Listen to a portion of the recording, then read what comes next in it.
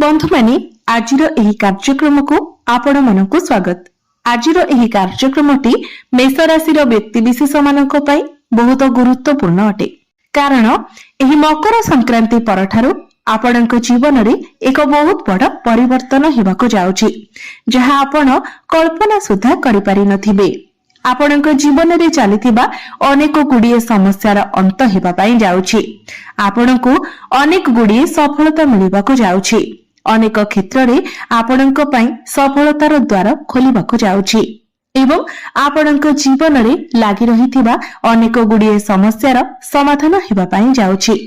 तो बंधु माने एही मकर संक्रांति दिन सूर्य मकर राशि रे प्रवेश करिवे एवं आपणक जीवन को अनेक गुड़िए सफलता मध्य आनिदेबे। बंधु माने पूर्वर आपणकर स्वास्थ्य जनित समस्या देखा देउथिला। गळारे आपण जंत्रणा अनुभव करुथिले, पिठी आंठू गंठी ए सबरे आपण जंत्रणा अनुभव करुथिले, किंतु आपण लक्ष्य करिवे एही मकर संक्रांति परठारु आपणकर स्वास्थ्य रे सुधार आसीबो। आपणकर इम्यूनिटी सिस्टम स्ट्रांग रहिबो, कारण एही मकर संक्रांति परे परे आपणकर राशिर अधिपति प्रथम भावर अधिपति मंगल दशम भावरे गोचर करिवे। आपणकर दशम भावरे मंगल उच्चस्थ होइछिबे, जहा फलरे आपणकर इम्यूनिटी सिस्टम स्ट्रांग रहिबो। पूर्वर आपणकर जहा भी स्वास्थ्य जनित समस्या लागि रहितिला से सब दूर होइछिबो। आपण निजको स्वास्थ्यवान अनुभव करिवे। विद्यार्थी मानक पाई मध्य एही मकर संक्रांति परठारु समय बहुत भल रहिबो, कारण आपणकर पंचम भाव शिक्षा भावर अधिपति हेउछन्ति सूर्य एवं एही मकर संक्रांति दिन सूर्य आपणकर दशम भाव को प्रवेश करिवे। तो दशम भावरे सूर्य आपणको अनेक गुड़िए शुभ फल प्रदान करिवे। आपण आपणकर शिक्षा क्षेत्र रे बहुत अधिक सफलता लाभ करिवे।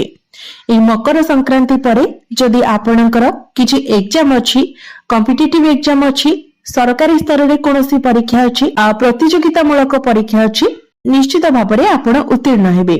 आपणको शुभ फल देखिबाको मिलिबो।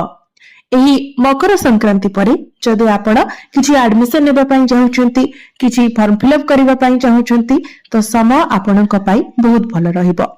तो आपण पाठ पढ़ा रिलेटेड आपणकर कैरियर रिलेटेड जहा भी स्टेप नेबा पई चाहुचंती, एही मकर संक्रांति परे आपण नै परिबे, कारण भाग्य आपणको साथ देबो। पाठ पढ़ारे आपणकर एकाग्रता बढ़िबो। पाठ पढ़ारे आपण निजर लक्ष्य मध्य हासिल करि परिबे। प्रेम जीवन कथा जदि कहिबा तो प्रेम जीवन रे आपणको टिके सतर्क रहिबार अछि, जेहेतु आपणकर प्रेम भावरे अर्थात आपणकर पंचम भावरे केतु गोचर करूछंती। केतु हेउछंती पापी ग्रह, मुंडविहीन ग्रह, छाया ग्रह। तो से आपणक मध्यरे कन्फ्यूजन क्रिएट कराइबे, आपणक मनरे संदेह उत्पन्न कराइबे, शंका उत्पन्न कराइबे। आपण निजर पार्टनर को नेकी संदेह करि पारंती। आपणकर मन को शंका मध्य आसी पारे, जहा फलरे आपणकर संपर्क खराब हेबार संभावना रहुछि।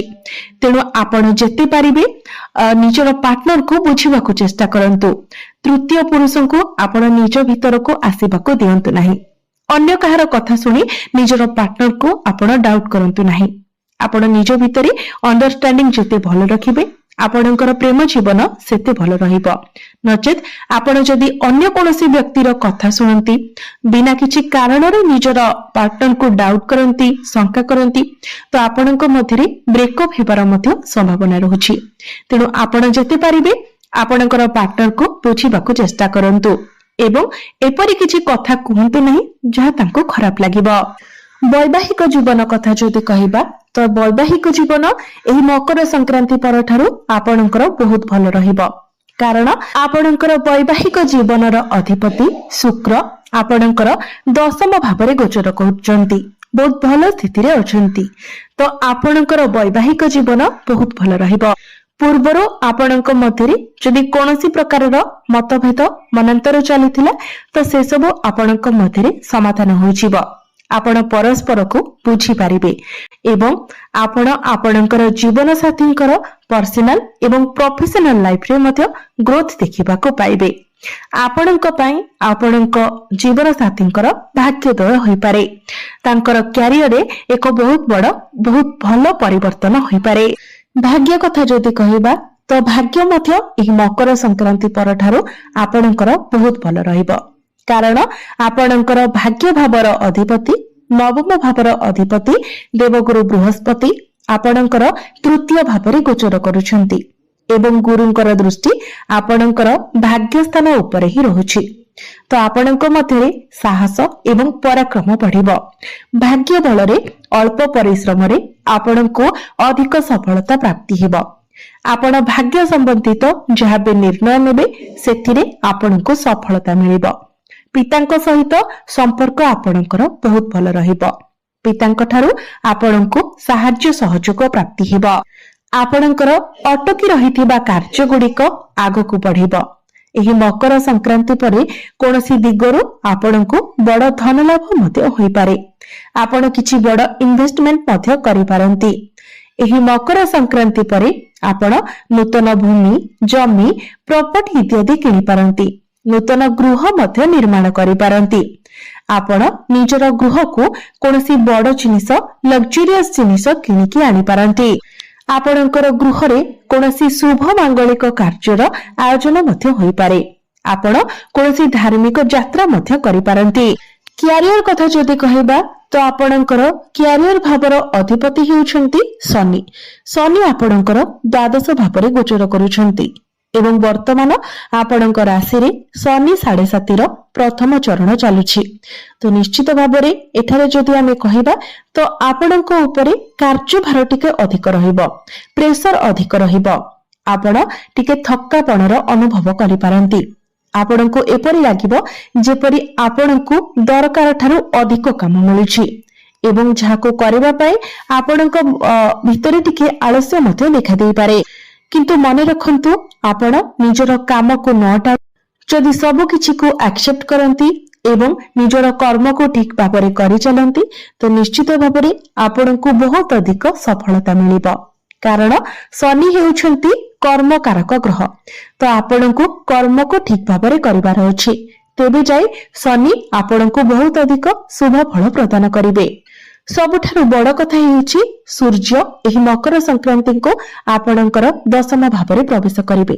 ତ ଆପଣଙ୍କ ମଧ୍ୟରେ କନଫିଡେନ୍ସ ଲେଭେଲ ବଢିବ। ଆପଣଙ୍କ ମଧ୍ୟରେ ଆତ୍ମବିଶ୍ୱାସ ବଢିବ। ଆପଣ ନିଜର କାମକୁ ବହୁତ କନଫିଡେଣ୍ଟ ଭାବରେ କରିବେ। ମକର ସଂକ୍ରାନ୍ତି ପରେ ପରେ ମଙ୍ଗଳ ମଧ୍ୟ ଆପଣଙ୍କର ଦଶମ ଭାବକୁ ଚାଲି ଆସିବେ। ତ ଆପଣଙ୍କ ମଧ୍ୟରେ ଏନର୍ଜି ଲେଭେଲ ମଧ୍ୟ ବହୁତ ଭଲ ରହିବ। ତ ଯଦି ଆପଣ ଆଇଟି ରିଲେଟେଡ କିଛି କାମ କରୁଛନ୍ତି, ଇଞ୍ଜିନିୟର ଅଛନ୍ତି, କମ୍ପ୍ୟୁଟର ରିଲେଟେଡ କିଛି କାମ କରୁଛନ୍ତି, ପ୍ରପର୍ଟି ରିଲେଟେଡ କିଛି କାମ କରୁଛନ୍ତି ତ ଏହି ସବୁ କ୍ଷେତ୍ରରେ ଆପଣଙ୍କୁ ବହୁତ ଅଧିକ ଗ୍ରୋଥ ମିଳିବାକୁ ଯାଉଛି। କିମ୍ବା ଯଦି ଆପଣଙ୍କ ନିକଟରେ ଚାକିରି ନାହିଁ ଏବଂ ଆପଣ ଚାକିରିର ଅନ୍ୱେଷଣରେ ଅଛନ୍ତି ତ ଏହି ମକର ସଂକ୍ରାନ୍ତି ପରେ ଆପଣଙ୍କୁ ଚାକିରି ମିଳିବାର ବହୁତ ଅଧିକ ସମ୍ଭାବନା ରହୁଛି। ତେଣୁ ଆପଣ ନିଜ ତରଫରୁ ଚେଷ୍ଟା ଜାରି ରଖନ୍ତୁ। ଏବଂ ଯଦି ଆପଣ ସରକାରୀ କ୍ଷେତ୍ରରେ ଚାକିରି କରୁଛନ୍ତି ତ ଆପଣଙ୍କୁ ଅନେକ ଲାଭ ମିଳିବାକୁ ଯାଉଛି। ଆପଣଙ୍କର ପ୍ରମୋସନ ହୋଇପାରେ, ଆପଣଙ୍କର ଦରମାରେ ବୃଦ୍ଧି ହୋଇପାରେ। ଚାକିରି କ୍ଷେତ୍ରରେ ଆପଣଙ୍କର ମାନ ସମ୍ମାନ ବଢିବ, ଆପଣଙ୍କର ପଦୋନ୍ନତି ହେବ। ତ ମକର ସଂକ୍ରାନ୍ତି ପରେ ଆପଣଙ୍କର କ୍ୟାରିୟର ବହୁତ ଭଲ ରହିବ। ବିଜନେସ କଥା ଯଦି କହିବା ତ ବିଜନେସରେ ମଧ୍ୟ ଏହି ମକର ସଂକ୍ରାନ୍ତି ପରଠାରୁ ଆପଣ ଗ୍ରୋଥ ଦେଖିବାକୁ ପାଇବେ। ଆପଣଙ୍କର ଫାଇନାନ୍ସିଆଲ ଗ୍ରୋଥ ହେବ।